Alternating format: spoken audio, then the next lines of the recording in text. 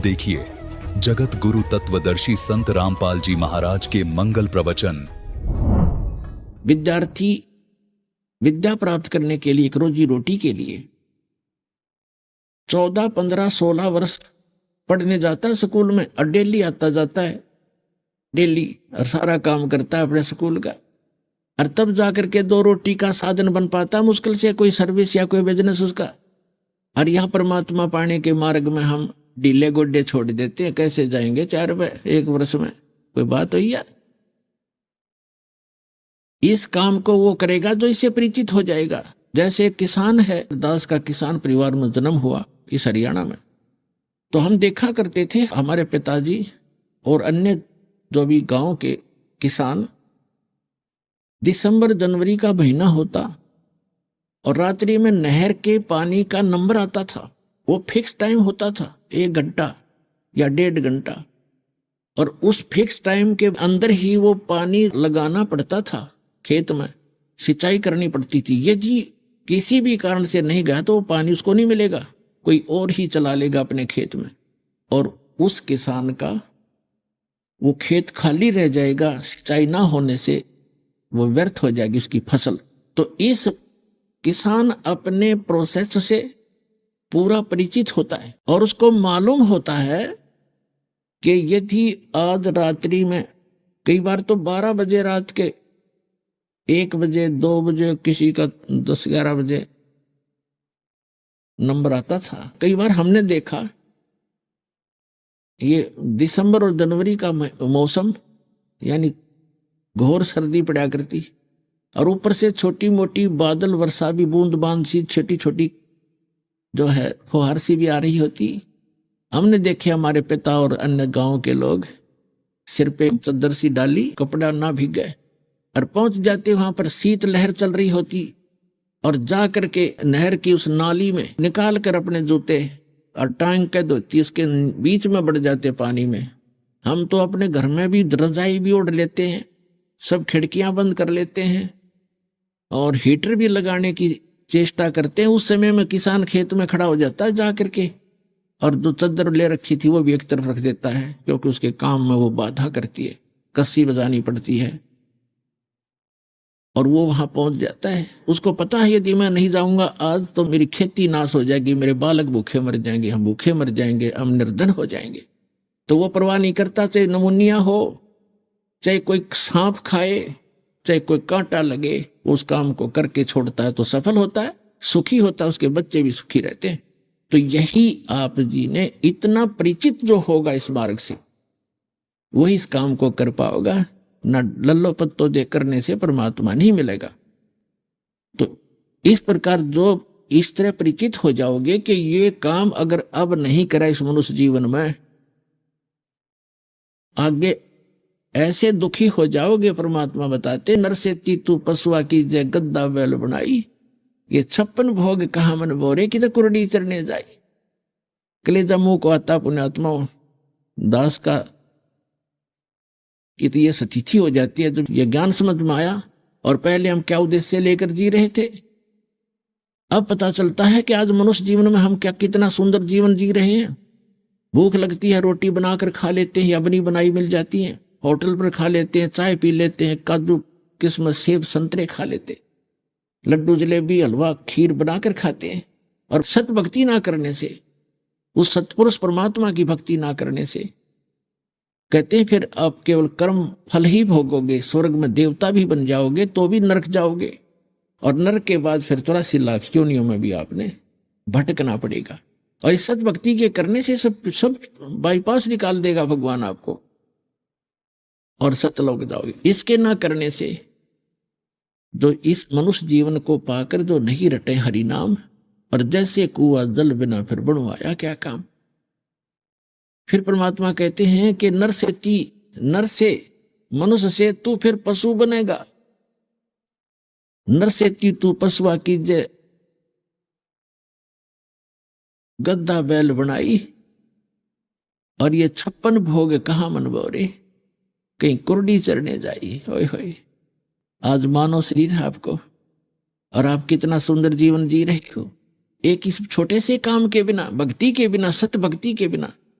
आप पशु बनोगे, गधा बनोगे, बैल बनोगे, गाय बनोगे, पता नहीं कहाँ जंगल में रोज बनकर धक्के खाओगे।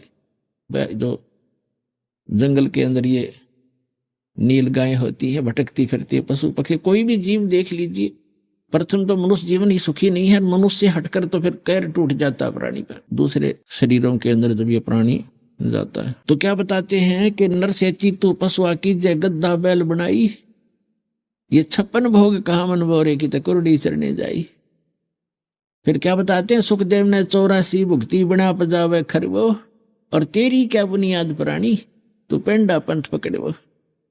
परमात्मा कहते हैं कि सुखदेव ऋषि ने सत भक्ति ना करने से, वो भक्ति भी करते थे, ऋषि भी कहला रहे थे, और फिर भी 84 लाख योनियों में गधे की योनि प्राप्त करके, पजावा एक स्थान होता था, मैदानी भट्ठा, उस मैदानी भट्ठे में पक्को पजावा बोलते थे, ईंटें पकाते थे, तो बहुत ऊंचा हो जाता था, और उसके ऊपर नीचे से कच्ची ईंटें ले जाते, गधे पर ऊपर उतारते, वहां से पक्की डाल के गध नीचे लेकर आता,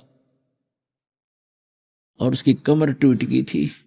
कमर यानी गध जख्म हो जाते हैं, फिर वो अपना घास चरने के लिए जंगल में छोड़ देता कुम्हार, उसको घर पर घास भी नहीं डालता, और फिर कौवा आता उसके जख्म पर चोंच मारता है, और उस जख्म के ऊपर फिर अगले दिन सुबेरे कुम्हार उसके ऊपर थैला रख देता, बोरा, और फिर उसको सारा दिन उस जख्म के ऊपर रेत गिरता है, रेत में फिर ऊपर जख्म के रगड़ लगती है चलते समय ईंटों की, और उसको इतनी पीड़ा होती है, आंखों से पानी गिरता है, लेकिन वो टस से मस नहीं हो सकता, अपने कर्म भोग रहा होता है।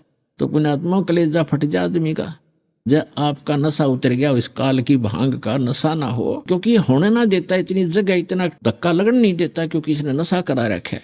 कबीर ये माया अटपटी सब गटा नड़ी, और किस किस ने समझाऊं या कुएं भांग पड़ी। तो परमात्मा याद दिलाते हैं कि सुखदेव ने 84 भुक्ति, 84 लाख योनियों में धक्के खाए, और बना पजावे खरवो, पजावे के ऊपर कुम्हार के पजावे पर, खर माने गधा बना। सुखदेव ने 84 भुक्ति बना पजावे खरवो, और तेरी क्या बुनियाद प्राणी तू पेंडा पंथ पकड़ो। ऐसे ऋषियों की ये हालत हुई। ब्रह्मा विष्णु महेश भी जन्म मृत्यु में है, और अन्य ऋषि भी कहते हैं, ये भी सुर नर मुनि जन 33 करोड़ी, ये बंदे सभी काल की डोरी। काल की ही भक्ति करके काल के ही जाल में रह गए। काल का जो जाल है वो अटल है, जन्म और मृत्यु सदा रहेगी। तो यहां परमात्मा बताते, तेरी क्या बुनियाद प्राणी तू पेंडा पंथ पकड़े। वो पेड़ा, पेड़ा माने मार्ग, वो मार्ग प्राप्त कर जिससे तेरा जन्म और मृत्यु छूट जावे, उसका छुटकारा हो। तो यहां परमात्मा याद दिलाते हैं, भजन करो उस रब का जो दाता है कुल सब का। भजन करो उस रब का जो दाता है कुल सब का। वो कौन है? वो तत्ब्रह्म, वो परम अक्षर ब्रह्म। आज जो परमात्मा की परिभाषा आपको सुनाई, अभी तक वो परमात्मा की परिभाषा ही पूरी हुई है। भजन करो उस रब का जो दाता है कुल सब का। वो कौन है कुल सब का दाता? गीता जी अध्याय नंबर 7 के श्लोक नंबर 12 से 15 तक तो गीता ज्ञान दाता बताता है कि जो तीनों गुणों की उपासना करते हैं, रजगुण ब्रह्मा, सतगुण विष्णु, तम गुण शिव जी की, जिनका ज्ञान हरा जा चुका है, इनसे आगे किसी की वो सुनने को तैयार नहीं है। उनके विषय में बहुत कुछ कहा, इसके वो रिजेक्ट किए हैं और कहा कि ये मेरी भक्ति भी नहीं करते। फिर अपनी भक्ति के विषय में गीता ज्ञानदाता श्री कृष्ण में बोल रहा है, सरपुरुष 21 ब्रह्मांड का स्वामी प्रभु साहब, ये कहता है मेरी भक्ति भी 4 प्रकार के करते हैं, अर्थार्थी, आर्थ, जिज्ञासु और ज्ञानी। ज्ञानी को छोड़कर तीनों को भी रिजेक्ट कर दिया कि ये भी अपने पास मोक्ष मार्ग नहीं इनके ग्रहण करते। ज्ञानी है तो अच्छी आत्माएं, परमात्मा के लिए घर भी त्याग दिया। इनको यह भी समझ में आ गया कि अन्य उपासना नहीं करनी चाहिए एक ब्रह्म को छोड़कर। अब जैसा उनको ज्ञान है कि एक भगवान की भक्ति से ही मोक्ष होगा, वो भगवान उन्होंने ब्रह्म मान लिया। ऋषियों को ज्ञान नहीं मिला क्योंकि सतगुरु नहीं मिले। गुरु बिन काहू न पाया ज्ञान ना जो थो था भूसड़े मूड किसाना। गुरु बिन वेद पढ़े जो प्राणी और समझे न सार रहे ज्ञानी। तो गीता ज्ञानदाता कहता है कि ये मेरा मत है कि ये मेरे विचार में ये है तो अच्छी आत्मा, लेकिन इनको तत्वदर्शी संत ना मिलने से ये मेरे वाली अनुत्तम गति में स्थित रहे। इनकी भी जन्म मृत्यु समाप्त नहीं हो सकती, क्योंकि गीता ज्ञानदाता स्वयं कहता है गीता अध्याय नंबर 2 के श्लोक नंबर 12 में, गीता अध्याय नंबर 4 के श्लोक नंबर 5 और 9 में, गीता अध्याय नंबर 10 के श्लोक नंबर 2 में कि अर्जुन तेरे और मेरे बहुत जन्म हो चुके हैं, तू नहीं जानता मैं जानता हूं।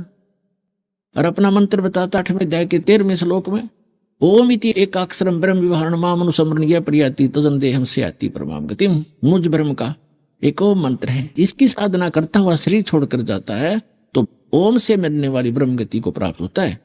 जो ब्रह्म की साधना वो ब्रह्म लोक में जाता है। गीता अध्याय नंबर 8 के श्लोक नंबर 16 में कहा है, ब्रह्म लोक पर्यंत भी, ब्रह्म लोक में गए हुए भी पुनरावृत्ति में है, जन्म मृत्यु में आते। इसलिए गीता अध्याय नंबर 18 के श्लोक नंबर 62 में, गीता अध्याय नंबर 15 के श्लोक नंबर 4 में कहा कि तत्वदर्शी संत की प्राप्ति के उपरांत परमेश्वर के उस परम पद की खोज करनी चाहिए जहां जाने के बाद साधक फिर लौटकर कभी संसार में नहीं आते। और अर्जुन तू सर्वभाव से उस परमेश्वर की शरण में जा, उसकी कृपा से तो परम शांति को, सनातन परम धाम को प्राप्त होगा। 15वें अध्याय के 4थे श्लोक में कहा है कि तत्वदर्शी संत से तत्व ज्ञान प्राप्त करके उसके पश्चात परमेश्वर के उस परम पद की खोज करनी चाहिए जहां जाने के बाद साधक फिर लौटकर कभी संसार में नहीं आते। और जिस परमेश्वर ने सारे ब्रह्मांडों की रचना की है, जो कुल का मालिक है, जो सबका मालिक है, भजन करो उस रबदा जो दाता है कुल सबका। गीता अध्याय नंबर 15 के श्लोक नंबर 16 और 17 में 3 पुरुष बताए, सरपुरुष, अक्षर पुरुष, और तीसरा जो परम अक्षर ब्रह्म है, परम अक्षर पुरुष, वही उसके विषय में बताया कि यह लोक तटम अविश्य विवर्ती अवैश्वर है, उत्तम पुरुष तो अन्य परमात्मा उदाहरते। उत्तम पुरुष तो कोई इन दोनों से और है, सरपुरुष और अक्षर पुरुष से, और वही तीनों लोकों में प्रवेश करके सबका धारण पोषण करता है। तो यहां वही बताया गीता अध्याय नंबर 15 के श्लोक नंबर 4 में कि जिस परमेश्वर ने सारे ब्रह्मांडों की रचना की है, ये उल्टा लटका संसार रूपी वृक्ष जो जिसकी जड़ जो मूल है वो परम अक्षर ब्रह्म समझो, तो पूरे पेड़ को जड़ से ही आहार मिलता है, उसी से उसका पालन होता है। तो मूल मालिक इसलिए कहलाता है कुल का मालिक। भजन करो उस रबदा जो दाता है कुल सबदा, वो सबका दाता है। तो जड़ से ही सारे वृक्ष को आहार मिलता है, तो उस मूल मालिक से ही यहां सबकी परवरिश हो रही है, परमात्मा से। अब जो प्रसंग चल रहा है हम उसी पर आते हैं कि जिस परमेश्वर ने सारे ब्रह्मांडों की रचना की है, यानी संसार रूपी वृक्ष की प्रवृत्ति जिससे विस्तार को प्राप्त हुई है, और केवल उसी की भक्ति करो, अपनी भक्ति को भी मना कर दिया उसने, केवल उसकी भक्ति करो। 8वें अध्याय के 1 के उत्तर में बताया है कि परम अक्षर ब्रह्म है। तीसरे मंत्र में कहा है 8वें अध्याय के गीता में कि वो परम अक्षर ब्रह्म है, जिसको जानकर 7वें अध्याय के 29वें श्लोक में कहा है कि जिस तत्परम को जानकर प्राणी केवल जरा और मरण से, वृद्धावस्था के दुख से और मरण मन मृत्यु के दुख से छूटने का प्रयत्न करते हैं। तो यहां गीता ज्ञानदाता 8वें अध्याय के 5 और 7 मंत्र में अपनी भक्ति करने को कहता है कि मेरी भक्ति कर मुझे प्राप्त होगा, लेकिन युद्ध भी करना पड़ेगा। इसलिए युद्ध भी करना पड़ेगा तो शांति नहीं हो सकती। इसलिए 8वें अध्याय के 8, 9, 10 श्लोक में कहा है कि उस परम अक्षर ब्रह्म की भक्ति करेगा, सच्चिदानंद घन ब्रह्म की भक्ति करेगा तो उसको ही प्राप्त होगा, और फिर तेरी जन्म मृत्यु कभी नहीं होगी। तो पुण्यात्माओं, अब जो प्रसंग चल रहा था कि परमात्मा की परिभाषा का आपको पता चला, आपको ज्ञान हुआ।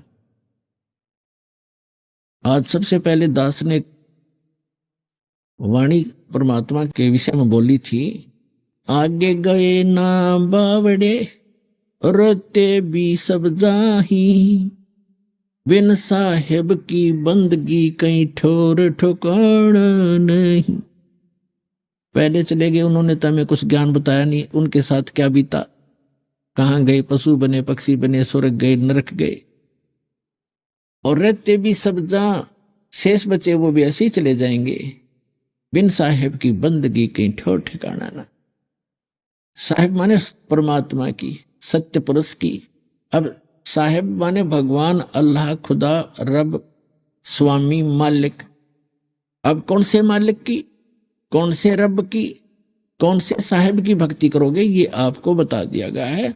भजन करो उस रब दा जो दाता है कुल सब का। कुल सब का कौन दाता है ये डिफाइन हो चुका है। अब वो परमात्मा स्वयं आते हैं और जैसा आपको बताया कि अच्छी आत्माओं को मिलते हैं। और प्रथम प्रकार की स्थिति में तो वो सतलोक में रहते हैं, दूसरे प्रकार की स्थिति में वो एक नवजात शिशु का रूप धारण करके और प्रत्येक युग के प्रारंभ में किसी कमल के फूल पर आकर विराजमान होते हैं। कमल का फूल जल में होता है, इसलिए परमात्मा नारायण कहलाते हैं। नार माने जल, आयन माने आकर विराजमान होने वाला, आने वाला। तो वास्तव में नारायण परमात्मा कबीर जी हैं। अब जैसे ये और भी नारायण कहलाते हैं, थोड़ी बहुत देर से सैया पे लेट के भगवान विष्णु जी को भी नारायण कहने लग गए। इनको भगवान भी कहते हैं, इनको स्वामी भी कहते हैं, लेकिन वास्तव में स्वामी कौन है ये आपको परिभाषित कर दिया।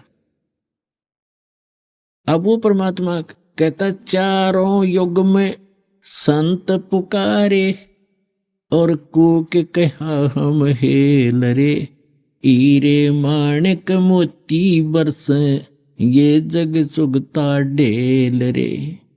चारों युग में संत पुकारे। कौन संत? जिनको परमात्मा मिले, उन्होंने वही ज्ञान सुनाया, सबको सच्चा ज्ञान बताया, परमात्मा की स्थिति से परिचित कराया। और जगह जगह जाकर के उन्होंने ढोल के डंके पे कहीं भी खड़े होकर के किसी भी साधु संत से या भक्तों से चर्चा किया करते थे। खड़े होकर अपने शब्द उच्चारण करने लग जाते थे, ज्ञान प्रचार करते थे। भगवान भी ऐसे ही करते थे। ऋग्वेद मंडल नंबर 9 सूक्त 94 के मंत्र 1 में कहा कि वो परमात्मा जब यहाँ पृथ्वी पर आता है और एक कवियों जैसा आचरण करता हुआ घूमता फिरता है, लोकोक्तियों के माध्यम से ज्ञान बोलता है, दोहों के माध्यम से। ऋग्वेद मंडल नंबर 9 सूक्त 96 के मंत्र 16 से 20 में भी यही प्रमाण है कि वो कबीर देव, कबीर साहब नाम है उसका, और अपनी कबीर वाणी के द्वारा लोकोक्तियों के माध्यम से, दोहों के माध्यम से, शब्दों के माध्यम से, और ये जो शब्द सुनाते हैं राग पद्य भाग में, इनके माध्यम से ऊंचे स्वर में बोल बोल कर आवाज घूमता फिरता जैसे कवि आचरण करते हैं ऐसी लीला करता है। लेकिन वो भगवान होता है। वो कवियों में से भी एक प्रसिद्ध कवि की उपाधि भी प्राप्त करता है, लेकिन वो परमात्मा होते हैं। तो वो परमेश्वर आते हैं, क्या कहते हैं, चारों युग में मेरे संत पुकारे और कूक कहा हम हेल रे। हम सब ने मिलकर, मैंने भी और मेरे बच्चों ने आपको समझाने के लिए जोर जोर से आवाजें लगाई। कूक कहा हम हेल रे, हीरे माणिक मोती बरसे। हम तो हीरे मोती की जो है ना वर्षा कर रहे हैं, तत्व ज्ञान रूपी हीरे मोती, सतभक्ति रूपी हीरे मोती जो तुम्हें मोक्ष देंगे।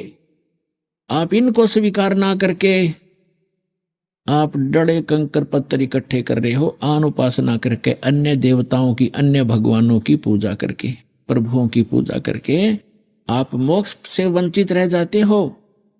आगे चल के आपके संग्रहित भक्ति धन का कोई लाभ नहीं होता, क्योंकि वो बहुमूल्य नहीं होती, वो कंकर पत्थर होते हैं। तो परमात्मा का ये समागम जो चल रहा है किस उपलक्ष्य में है कि वो परमात्मा यहाँ आते हैं, अपने बच्चों को ज्ञान सुनाते हैं, लेकिन हम अज्ञान से इतने अंधे कर दिए जाते हैं।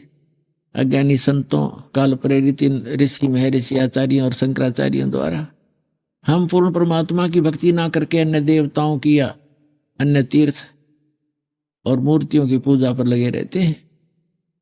हम अपने सदग्रंथों से भी अपरिचित होने के कारण भगवान को पहचान नहीं पाते थे। तो अब परमात्मा ने रजा की, आपको शिक्षित किया, इस दास को सर्व ज्ञान संपन्न किया और ऐसे इंस्ट्रूमेंट बना दिए कि अब कोई ये नहीं कह सकता कि रामपाल झूठ बोल रहा है, इसलिए सब चुप हैं। अब सबके ज्ञान की खाल तार दी दास ने, सबका ज्ञान दिखा दिया कि ये भी गलत बता रहा है, ये ऐसे बोल रहा है, वेद ऐसे बताते हैं, ये गीता को श्रोधार्य मानता, गीता जी ऐसे बताते हैं, ये ऐसे बताता है। और जो पुराणों को मानने वाले, पुराणों का से परिचित नहीं, वो झूठ बोलते हैं, देखो पुराणों में क्या लिखा है। तभी इन सबको सांप सूंघ गया। और अब ये धीरे धीरे सभी पंथ और जितने भी आचार्य और शंकराचार्य आप पे फ्यूज हो जाएंगे। जितने भी संत पंथ हैं इनका ज्ञान आपको सामने रूबरू कर दिया।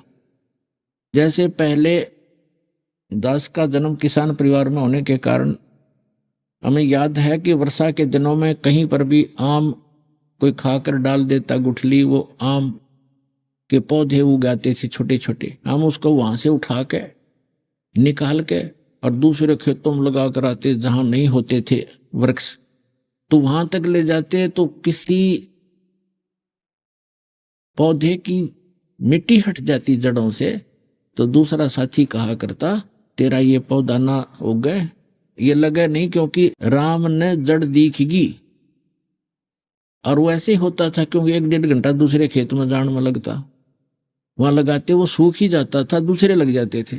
तो पुण्यात्माओं, इन सभी पंथों की और इन सभी मंडलेश्वरों की और गुरुओं की आज जड़ दिखा दी आपको कि थोड़े से दिन में सारे सूख जाएंगे, कि सारी जनता यहाँ आ जाएगी, ये फ्यूज हो जाएंगे।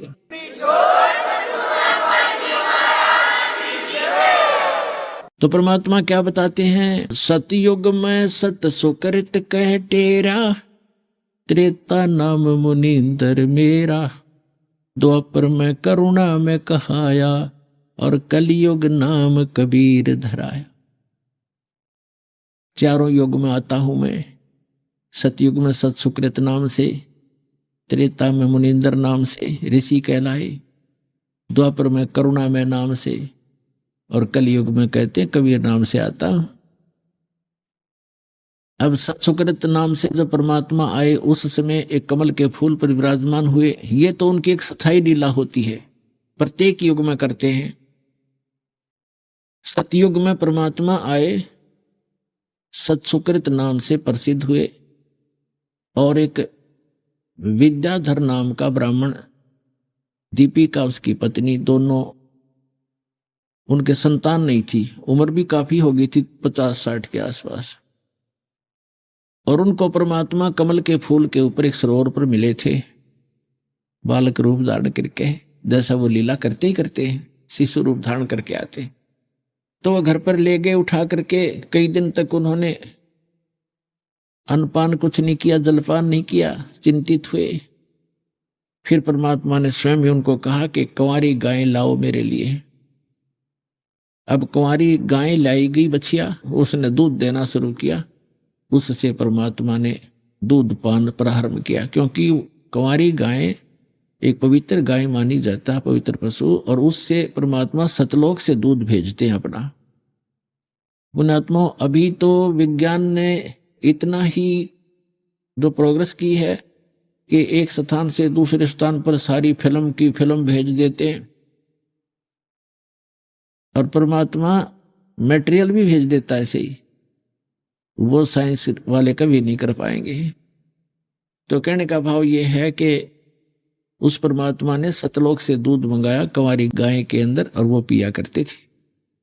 कहने का भाव ये है कि वो लीला ऐसी करते ही करते हैं प्रत्येक युग में, और वेद इसकी गवाही देते हैं कि वो परमात्मा होता है जो शिशु रूप धारण करके आता है, और शिशु रूपधारी परमात्मा की परवरिश की लीला कुंवारी गायों के द्वारा होती है। अब सतयुग त्रेता द्वापर की तो कोई कथा परमात्मा के प्रमाण हमारे पास है नहीं जो आपको याद हो वह, और ऐसा कोई उन समय की वाणी नहीं, क्योंकि नष्ट करवाते रहे साथ के साथ। अब ये कलयुग के अंदर परमात्मा ने जो वाणी बोली है और धर्मदास साहिब ने लिखी है, वो आज भी कबीर सागर, कबीर साखी, कबीर बीजक और कबीर दोहाली शब्दावलियों के माध्यम से हमारे पास उपलब्ध है। कबीर सागर के अंदर ये जो का तो परमात्मा का वर्णन है, उसमें 600 वर्ष पहले भी इस युग में भी ऐसा ही किया उसने, प्रत्येक युग में करते हैं। तो इससे वो भी समझ में आएगा पीछे वाला। और कबीर सागर के अंदर वो पिछले प्रमाण हमारे यहाँ लिखे हैं सारे, सतयुग के भी, त्रेता के भी, द्वापर के भी और कलयुग के भी। तो लेकिन जो कलयुग के अंदर दास बता रहा है और जो हमारे वेद भी बता रहे हैं, तो वो दोनों मिलते हैं कलयुग वाले। जो परमात्मा ने कलयुग में लीला की है वो आज हमारे लिपिबद्ध है। इसलिए परमात्मा के समझने में, परमात्मा को जानने में आसानी हो रही है। और जिन महापुरुषों ने भगवान देखा उन्होंने वही बताया, वेदों ने वही ज्ञान दिया। तो सदग्रंथों को स्वयं देखेंगे और देख रहे हैं तभी मान रहे हो आप। तो सतयुग के अंदर परमात्मा को वो जो विद्याधर ब्राह्मण था वो ले गए। धीरे धीरे बड़े हुए परमात्मा 5 वर्ष की आयु में ही, 4-5 वर्ष की आयु से ही मनु जैसे महर्षियों के छक्के छुड़ा दिए और सबकी बोलती बंद कर दी। परमात्मा एक प्रश्न किया करते थे कि कौन ब्रह्मा का पिता है, कौन विष्णु की मां, शंकर का दादा कौन है, ऋषि जी मुझे बता। इनकी यहाँ टैं टैं फिस हो जाती। ये तो अजरो अमर हैं, सर्वेश्वर हैं, महेश्वर हैं, इनका कोई माता पिता नहीं। और परमात्मा को बहुत ज्यादा धिक्कारते थे वो लोग कि ये तो सारी उल्टी बात करता है। और परमात्मा कहा करते, हम ही अलख अल्लाह हैं, कुतुब गोस और पीर, गरीबदास खालिक दनी, हमरा नाम कबीर। ए स्वामी सृष्टा में और सृष्टि हमारे तीर, दास गरीब अधर बसों में अवगत सत कबीर। तो परमात्मा कहा करते थे कि मैं ऊपर रहता हूं सतलोक में, जो वेद वर्णन करते हैं वो मेरी ही महिमा गा रहे हैं। वेद मेरा भेद है, मैं ना वेदन के माही, और जौन वेद से मैं मिलूं वो वेद जानते नहीं। इन बातों से एक्सुप्त होकर मनु जैसे ऋषि, वशिष्ठ जैसे ऋषि या अन्य भी जो उस समय के प्रभु पाकरे थे, प्रसिद्ध थे, वो परमात्मा के विरोधी हो गए और जनता को कहा करते ये वामदेव है। वामदेव माने उल्टा, उल्टा साब। वाम माने उल्टा ज्ञान बताने वाला, अपने आप को भगवान कहता है, 2 जगह पर रहने वाला। वाम का अर्थ 2 भी होता है। वाम माने जैसे ये राइट हैंड है तो ये वामा, वाम यानी उल्टा, ये सीधा हाथ, ये उल्टा हाथ, वामा हाथ कहते हैं इसको। तो वामदेव कहने लगे। और वामदेव जी का पुराणों में भी प्रमाण है कि वो बड़े महापुरुष हुए थे और जो ज्ञान वामदेव जी के पास था किसी के पास नहीं, ये मानते भी है। और उनका आगे नामो निशान नहीं, उनके ज्ञान का कहीं आधार नहीं माना। इस प्रकार सतयुग का इतना ही इतिहास भगवान का, वैसे बहुत से महापुरुषों को मिले हैं, उनको पार भी किया है। सतयुग में भी कुछ एक पार हुए हैं, लेकिन परमात्मा ने कलयुग में ही सबको पार करना था और थोड़े थोड़े प्रत्येक युग में भी निकाले हैं जो उनके ऊपर दृढ़ हुए। फिर बताते हैं त्रेता के अंदर परमात्मा एक मुनिंद्र नाम के ऋषि नाम से प्रसिद्ध हुए। ऐसे ही वही आत्मा जो विद्याधर ब्राह्मण था, वही अगले त्रेता के अंदर वेदविज नाम का ब्राह्मण हुआ, ऋषि हुआ। उस समय भी वो निसंतान थे और जो उनकी पत्नी दीपिका थी वही आगे चल के सूर्या नाम की उसकी पत्नी रूप में जन्मा। तो उस समय उनको परमात्मा फिर मिले। उनको संतान नहीं दी क्योंकि उनके संस्कार में नहीं थी, जानबूझ कर नहीं दी भगवान ने कि इनको निकालना है। ऐसा नहीं पुण्यात्माओं कि संतान है वो नहीं निकलेंगे, क्योंकि ये सतयुग त्रेता द्वापर तक जो बैन था तो इसमें वो निकल नहीं सके थे अगर ज्यादा फंस जाते। तो अब तो बच्चे होंगे वो भी अच्छी बात है, उनको भगवान की भक्ति, उनके संस्कार अच्छे बन जाएंगे, वो भी पार होंगे। अभी आपने सुने संत रामपाल जी महाराज के मंगल प्रवचन।